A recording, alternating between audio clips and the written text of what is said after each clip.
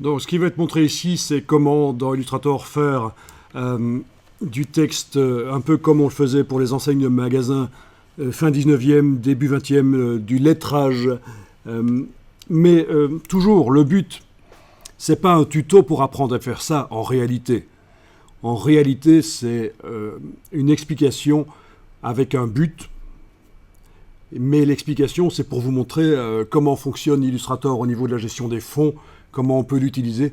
Donc, c'est ça l'idée, c'est que vous apprenez, avec les différents exercices qu'on voit ici, vous apprenez différentes techniques, mais après, si vous arrivez à transférer vos connaissances et à combiner ce qu'on a vu, c'est encore plus génial, quoi. Il n'y a pas de limite. D'ailleurs, le slogan chez Adobe, c'est « La limite est votre imagination ». Voilà. Ceci dit, il n'y a pas que Adobe, on peut aussi utiliser d'autres logiciels pour faire ce genre de choses. Je ne peux pas me présenter ici comme quelqu'un qui fait la pub de Adobe. C'est juste des outils géniaux, mais voilà, il y en a d'autres, des alternatifs. Donc ici, j'ai tapé dans Google Old Shop Lettering, c'est juste ce qui m'est passé par la tête pour trouver ce que je voulais trouver, et ça a fonctionné. Je tombe sur différentes choses. Des lettrages. Voilà, celui-ci, justement, montre exactement l'effet que je recherche, en fait. Vous avez du lettrage et... Je vais voir si on sait l'afficher en plus grand. Non, je vais rester là pour l'instant. Du lettrage. Et vous avez des soulignements, en quelque sorte. Des formes qui soulignent le bord des lettres. Une verticale ici, une courbe ici.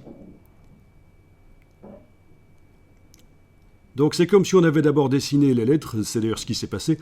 C'est ce qui se passe dans la vraie vie. On dessine d'abord la lettre et puis après on vient dessiner le bord dans une autre couleur éventuellement. Donc c'est ça l'effet. Donc c'est ce qu'on appelle du lettrage, du lettering. Et alors c'est revenu beaucoup à la mode, il y a des graphistes qui se sont spécialisés là-dedans. Le lettrage à l'ancienne.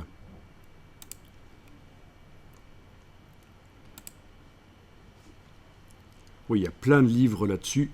Celui-là aussi me montre l'effet que je recherche. Voilà. Qu'est-ce qu'il me fait? Ok.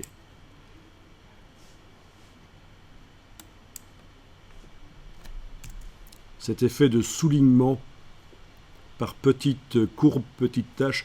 On va l'obtenir évidemment très facilement dans Illustrator par un jeu de décalage de contours.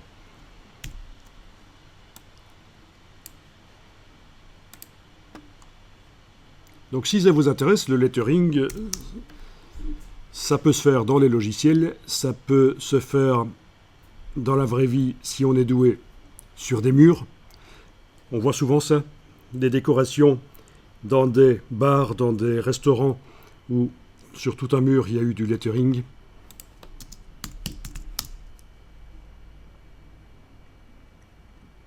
Ce genre-là. C'est plutôt dans le genre Keith Haring, l'artiste pop art, là. Mais ici, c'est plutôt dans le genre ancien, vintage. En voilà une qui est en train de le faire. Donc, c'est pas de la typographie, c'est un peu le cousin de la typographie.